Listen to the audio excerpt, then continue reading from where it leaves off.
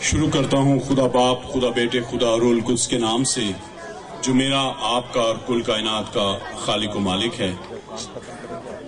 قابل صد احترام مہمان خصوصی محترم خان صاحب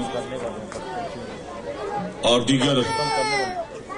معزز مہمان جو ہمارے ساتھ یہاں موجود ہیں،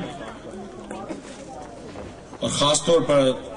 طارق حیات خان صاحب کا میں دل کی گہرائیوں سے شکریہ ادا کرتا ہوں جو یہاں پی ایف کے کی دعوت پر تشریف لائے ہیں، اور آپ تمام احباب کا بھی مختلف کلیسیاؤں کے پاسبان یہاں موجود ہیں۔ میں سمجھتا ہوں آج کا دن اس شہر کے لیے، اس علاقے کے لیے اور ہمارے ملک کے لیے بہت ہی اہم دن ہے۔ گزشتہ سال 2009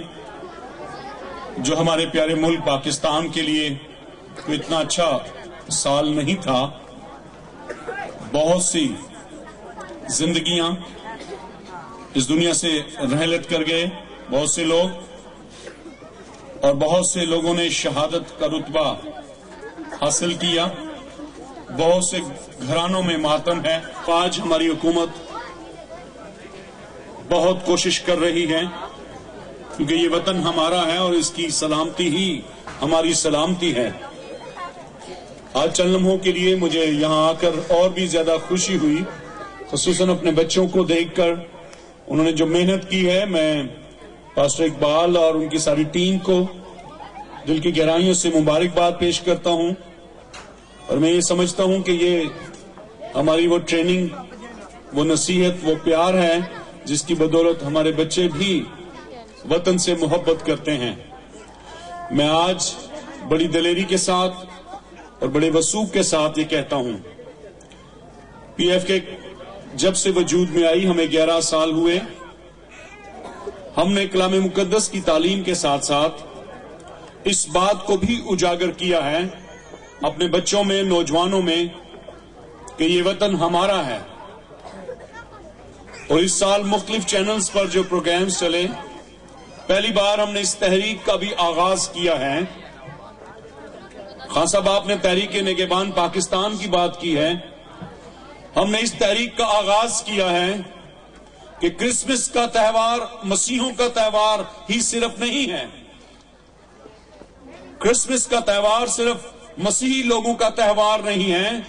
بلکہ اسلامی جمہوریہ پاکستان میں بسنے والے سبھی مسلمانوں کا یہ تہوار ہے، اس لیے کہ حضرت عیسیٰ علیہ السلام، یسوع المسیح کے یوم ولادت کا تہوار ہے، اور پھر اس حوالے سے پوری دنیا میں ایک ملک ہے اور اس کا نام اسلامی جمہوریہ پاکستان ہے، جس میں 97% لوگ مسلمان ہیں، اور وہ اس بات پر ایمان رکھتے ہیں کہ روح اللہ حضرت عیسیٰ علیہ السلام مقدسہ کماری مریم کے بطن سے پیدا ہوئے، اور ان کے پاس یہ اختیار تھا کہ وہ موت کو زندگی میں تبدیل کر دیتے تھے۔ اس لیے جب ان کا یوم ولادت ہے تو پھر کوئی مسیح یہ نہیں کہہ سکتا کہ یہ ہمارا تہوار ہے۔ ملک پاکستان میں بسنے والے سبھی پاکستانی، خواہ وہ مسلمان ہیں خواہ وہ مسیحی ہیں، یہ ان کا تہوار ہے۔ اور میں چاہتا ہوں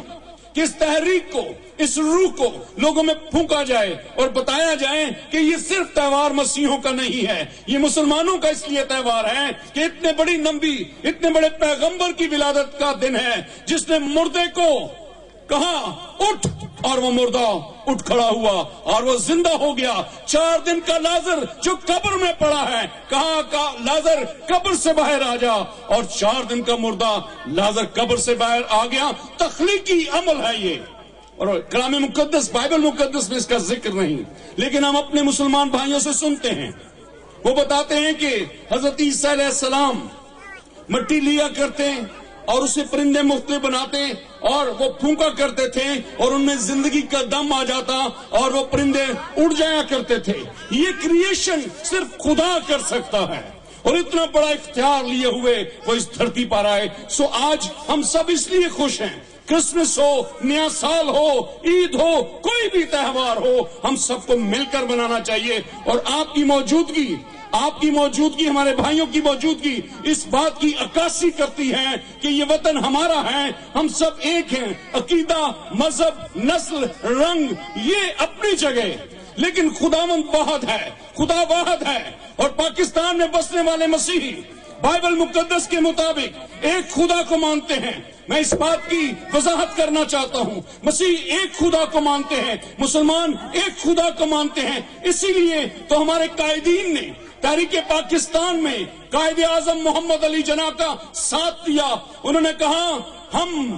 ہندوستان میں نہیں رہنا چاہتے، ہمارے آباء و اجداد جو یہاں تھے انہوں نے پاکستان کو نہیں چھوڑا، انہوں نے کہا کہ ہم خدا کے ماننے والوں کے ساتھ، اس لیے کہ ہم خدا پر یقین رکھتے ہیں، مسلمان خدا پر یقین رکھتے ہیں، ہم چھوت چھات پر یقین نہیں رکھتے۔ بائبل مقدس اس کا انکار کرتی ہے، ہمیں منع کرتی ہے، ہم خدا پر ایمان رکھتے ہیں، اس لیے ہم قائد اعظم کا ساتھ دیں گے۔ اس لیے ہم تحریک پاکستان میں ہم نے حصہ لیا، ہمارے آباء و اجداد نے تحریک پاکستان میں حصہ لیا، اور پنجاب کا ایک بہت بڑا حصہ ہمارے ووٹوں کی وجہ سے آج پاکستان میں شامل ہے۔ ایجوکیشن میں، ہیلتھ میں ہم نے جو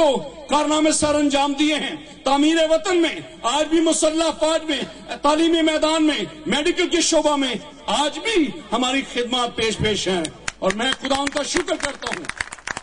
لوگ تو شاید ہندوستان سے پاکستان آئے، ہندوستان میں پیدا کیا ہے، اور میں اس بات پر فخر کرتا ہوں کہ میں پاکستانی مسیحی ہوں۔ جب میں ملک سے باہر بھی جاتا ہوں تو میں اسی طرح سبز ہلالی پرچم لہراتا ہوں، میں نیشنل ڈریس پہنتا ہوں، شلوار قمیض پہن کر وہاں پر کانفرنسز میں حصہ لیتا ہوں، اور مجھے یہ فخر حاصل ہے، اور میں وثوق سے کہتا ہوں اس ملک کے کسی سربراہ نے، کسی وزیر نے ایسا نہیں کیا ہوگا۔ میں نے 5000 گوروں کو یونائٹڈ کنگڈم برائٹن میں جا کر میں نے کہا although I'm from Pakistan but my national language is Urdu, so I want to pray in my national language Urdu، اور میں نے اردو میں دعا کی، اور 5000 گوروں نے میرے پیچھے پاکستان کی سلامتی کے لیے آمین کہا۔ مجھے اس بات پر فخر ہے، اور میں اپنے آپ کو سب سے بڑا پاکستانی سمجھتا ہوں۔ مذہب عقیدہ اپنی جگہ ہے، ججمنٹ ہو جائے گی، پتہ چل جائے، یہ جنت، یہ ہماری جنت ہے، یہ دھرتی، یہ پاکستان ہماری جنت ہے۔